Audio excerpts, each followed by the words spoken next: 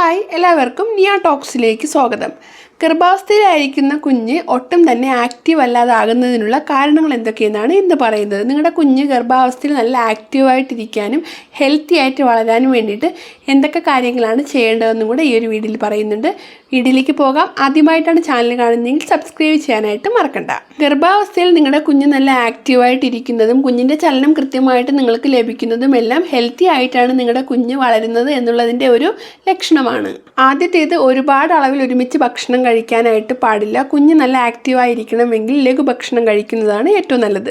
നിങ്ങൾ ഇടയ്ക്കിടയ്ക്ക് ഭക്ഷണം കഴിക്കുന്നത് നിങ്ങളുടെ രക്തത്തിലെ പഞ്ചസാരയുടെ അളവ് വർദ്ധിപ്പിക്കാനായിട്ട് സഹായിക്കും. ഇത് കുഞ്ഞിൻ്റെ അനക്കം തുടർച്ചയായിട്ട് ലഭിക്കുന്നതിനും ഹെൽപ്പ് ചെയ്യുന്നു.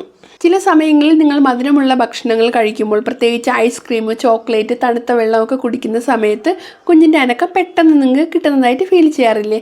അതിനുള്ള കാരണം ഇതാണ്.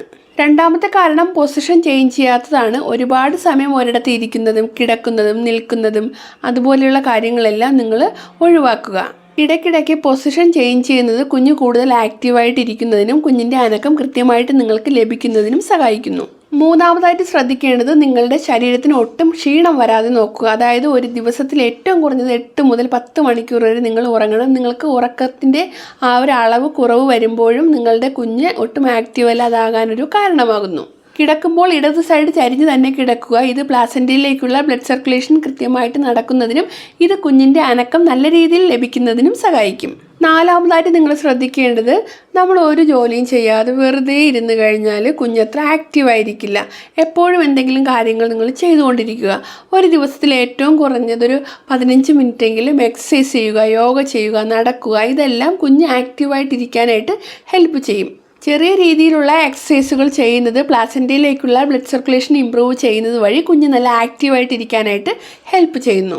അഞ്ചാമതായിട്ട്, കുഞ്ഞ് ഒട്ടും ആക്റ്റീവ് അല്ലാതാകുന്നതിനുള്ളൊരു കാരണം അമ്മ ഒട്ടും ആക്റ്റീവ് ആവാതിരിക്കുന്നതാണ്. അതായത് അമ്മ എപ്പോഴും ഒരു ചടഞ്ഞുകൂടിയിരിക്കുക അല്ലെങ്കിൽ മൂഡ് ഓഫ് ആയിരിക്കുക, ഇങ്ങനെയുള്ള സിറ്റുവേഷനിലെല്ലാം കുഞ്ഞും ഒട്ടും ആക്റ്റീവ് അല്ലാതെയാണ് കാണപ്പെടുന്നത്.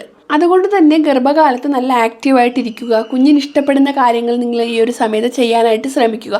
പ്രത്യേകിച്ച് ലൈറ്റായിട്ടുള്ള മ്യൂസിക്കുകൾ കേൾക്കുന്നതെല്ലാം കുഞ്ഞ് നല്ല ആക്റ്റീവായിട്ടിരിക്കാനും കുഞ്ഞിൻ്റെ ചലനം നല്ല രീതിയിൽ നിങ്ങൾക്ക് ലഭിക്കാനും ഹെൽപ്പ് ചെയ്യും. അതുപോലെ വെറുതെ ഇരിക്കുന്ന സമയത്ത് നിങ്ങളുടെ വയറിൽ നിങ്ങൾ പതിയെ മസാജ് ചെയ്യുക, പ്രസ് ചെയ്യുക. ഇതെല്ലാം കുഞ്ഞിൻ്റെ ചലനം നല്ല രീതിയിൽ ലഭിക്കുന്നതിന് സഹായിക്കും. അതിനുള്ള കാരണം, അമ്മ പതിയെ ഇങ്ങനെ മസാജ് ചെയ്യുന്ന സമയത്ത് കുഞ്ഞ് അതിനോട് തിരിച്ച് റെസ്പോണ്ട് ചെയ്യാനായിട്ട് തുടങ്ങുന്നു. അങ്ങനെ കുഞ്ഞ് നല്ല ആക്റ്റീവായിട്ട് വരികയും കുഞ്ഞിൻ്റെ ചലനം നല്ല രീതിയിൽ നിങ്ങൾക്ക് ലഭിക്കുകയും ചെയ്യും. അതുപോലെ തന്നെ വെറുതെ ഇരിക്കുന്ന സമയത്ത് നിങ്ങൾ നല്ല രീതിയിൽ സംസാരിക്കുക കുഞ്ഞിനോട്. ഇപ്പോൾ നിങ്ങൾക്ക് വെറുതെ ഇരിക്കാൻ സമയം കിട്ടിയില്ല എങ്കിലും നിങ്ങൾ എന്തെങ്കിലും ജോലികൾ ചെയ്യുന്ന സമയത്തും കുഞ്ഞിനോട് നല്ല രീതിയിൽ സംസാരിക്കുക. നിങ്ങളുടെ സൗണ്ട് കുഞ്ഞിന് കേൾക്കുന്നത് കുഞ്ഞ് നല്ല ആക്റ്റീവായിട്ട് വരാനായിട്ട് അത് ഹെൽപ്പ് ചെയ്യും. അതുപോലെ നിങ്ങളുടെ സൗണ്ടിനോട് കുഞ്ഞ് റെസ്പോണ്ട് ചെയ്യും. അതായത് ചവിട്ടുകയോ അല്ലെങ്കിൽ കുത്തുകയോ നീങ്ങുകയോ ഒക്കെ ചെയ്യുന്നതായിട്ട് നമുക്ക് ഫീൽ ചെയ്യും.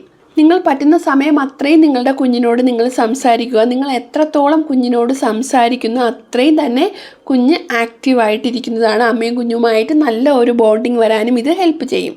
ആറാമതായിട്ട് നിങ്ങൾ ചെയ്യുന്ന ഒരു തെറ്റാണ്, നിങ്ങൾ ഗർഭകാലത്ത് ഒട്ടും വെള്ളം കുടിക്കാതിരിക്കുന്നത്. അതായത് ഒരു ദിവസത്തിൽ നിങ്ങൾ ഒരു 3 ലിറ്റർ വെള്ളമെങ്കിലും കുടിക്കണം. ചിലർ 1-2 ഗ്ലാസ് വെള്ളം മാത്രമേ കുടിക്കത്തുള്ളൂ.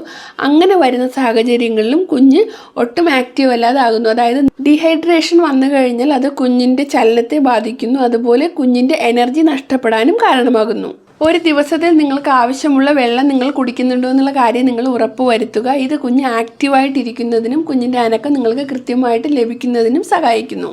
ഏഴാമതായിട്ട് ശ്രദ്ധിക്കേണ്ടത്, കുഞ്ഞിന് വളരാനും കുഞ്ഞിന് വികസിക്കാനും ആവശ്യമായിട്ടുള്ള ഹെൽത്തി ആയിട്ടുള്ള ഭക്ഷണങ്ങൾ നിങ്ങളുടെ ഡയറ്റിൽ ഉൾപ്പെടുത്തുന്നുണ്ടോ എന്നുള്ള കാര്യം നിങ്ങൾ ഉറപ്പ് വരുത്തുക. കുഞ്ഞിൻ്റെ വളർച്ചയ്ക്ക് ആവശ്യമായിട്ടുള്ള ഫ്രൂട്ട്സ്, വെജിറ്റബിൾസ്, ധാന്യങ്ങൾ, അതുപോലെ പ്രോട്ടീൻ അടങ്ങിയ ഭക്ഷണങ്ങൾ, ഇതെല്ലാം കൃത്യമായിട്ടുള്ള അളവിൽ കുഞ്ഞിന് ലഭിക്കുന്നുണ്ടെന്നുള്ള കാര്യം നിങ്ങൾ ഉറപ്പ് വരുത്തുക. ഇത് കുഞ്ഞിന് ആവശ്യമായിട്ടുള്ള എനർജി ലഭിക്കുന്നതിനും കുഞ്ഞ് നല്ല ആക്റ്റീവായിട്ടിരിക്കുന്നതിനും കുഞ്ഞിൻ്റെ അനക്കം കൃത്യമായിട്ട് നിങ്ങൾക്ക് ലഭിക്കുന്നതിനും എല്ലാം സഹായിക്കുന്നു. ഗർഭാവസ്ഥയിൽ നിങ്ങളുടെ കുഞ്ഞ് നല്ല ആക്റ്റീവായി ഇരിക്കുന്ന സമയത്ത് നിങ്ങളുടെ കുഞ്ഞിൻ്റെ അനക്കം നിങ്ങൾക്ക് നല്ല രീതിയിൽ അനുഭവപ്പെടുന്നതാണ്. എല്ലാവർക്കും കുഞ്ഞിൻ്റെ അനക്കം ഒരുപോലെ അനുഭവപ്പെടണമെന്നില്ല. പലർക്കും പല രീതിയിലാണ് കുഞ്ഞിൻ്റെ അനക്കം കിട്ടുന്നത്. ഓരോരുത്തരോടും ചോദിച്ചു കഴിഞ്ഞാൽ കുഞ്ഞിൻ്റെ അനക്കം അനുഭവപ്പെടുന്നത് വ്യത്യസ്തമായിട്ടുള്ള രീതിയിലായിരിക്കും. ചിലർക്ക് ഇങ്ങനെ സ്ട്രോങ് ആയിട്ടുള്ള ചവിട്ടായിരിക്കും കിട്ടുന്നത്. ചിലർക്ക് കുഞ്ഞ് ഇങ്ങനെ പുഷ് ചെയ്യുന്നത് പോലെ ആയിരിക്കും കുഞ്ഞിൻ്റെ അനക്കം അനുഭവപ്പെടുന്നത്.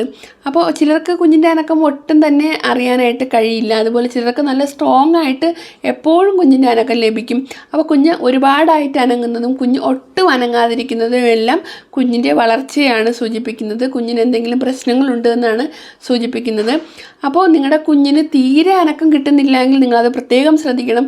ഒരുപാടായിട്ട് കണ്ടിന്യൂസ് ആയിട്ട് നിങ്ങളുടെ കുഞ്ഞ് അനങ്ങുന്നുണ്ടെങ്കിൽ നിങ്ങൾ പ്രത്യേകം ഒന്ന് ശ്രദ്ധിക്കണം. ഇങ്ങനെ വരുന്ന സാഹചര്യത്തിൽ നിങ്ങൾ ഡോക്ടറെ കാണേണ്ടതാണ്. അതായത് കുഞ്ഞിൻ്റെ അനക്കം ഒരു 2-3 മണിക്കൂറായിട്ട് ഒട്ടും തന്നെ കിട്ടുന്നില്ല എങ്കിൽ നിങ്ങൾ തീർച്ചയായിട്ടും ഡോക്ടറെ കാണുക. അതുപോലെ കുഞ്ഞ് നോർമലായിട്ട് അനങ്ങിക്കൊണ്ടിരുന്നിട്ട് പെട്ടെന്ന് കുഞ്ഞിൻ്റെ അനക്കം ഇങ്ങനെ കണ്ടിന്യൂസ് ആയിട്ട് കുഞ്ഞിങ്ങനെ അനങ്ങിക്കൊണ്ടിരിക്കുകയാണ്. അതായത് കുഞ്ഞിൻ്റെ അനക്കം അങ്ങ് സ്റ്റോപ്പ് ആകാതെ അങ്ങനെ പെട്ടെന്ന് ഒരുപാട് സമയം അനങ്ങിക്കൊണ്ടിരിക്കുകയാണ്. അങ്ങനെ വരുന്ന സാഹചര്യങ്ങളിലും ഒന്ന് ഡോക്ടറെ കാണുന്നത് നല്ലതാണ്. മറ്റു കുഴപ്പങ്ങളൊന്നും ഇല്ല എന്ന് ഉറപ്പ് വരുത്താൻ വേണ്ടിയിട്ട് കൂടെയാണ് ഡോക്ടറെ കാണാനായിട്ട് പറഞ്ഞത്.